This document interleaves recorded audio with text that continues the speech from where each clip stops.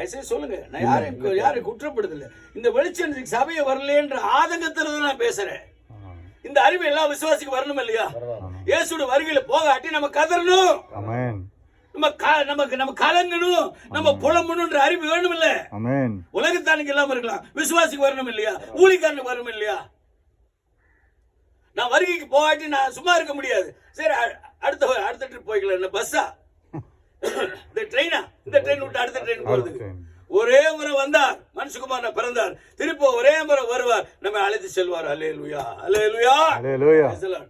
சும்மா வந்துட்டு போக மாட்டார். அப்போ இது எப்ப நடக்குதுன்னு கேட்டீங்கன்னா கிளியரா தெரிஞ்சுக்கோங்க. இயேசு வருகை இப்ப சூரியன் அந்தகாரப்படும். இன்னொன்னு 31ஆம் வசனம் ரொம்ப தெளிவா சொல்லியிருக்காரு எப்ப நடக்குன்னு. இந்த சூரியன் எப்ப இருளான்னு சொல்லியிருக்காரு. வலுவாய் துளிக்கும் இக்கால சத்தத்தோடு அவர் தம் தூதர்களை அனுப்புவார். அவரால் தெரிந்து கொள்ளப்பட்டவர்களை வானத்தின் ஒரு முனை முதற்கொண்டு மறுமுனை மட்டும் 4 திசைகளிலிருந்து கூட்டி சேர்ப்பார்கள். அல்லேலூயா, அல்லேலூயா. இயேசு மேகங்கள் மேலே காணப்படுகிறார், தூதர்களை அனுப்புகிறார்.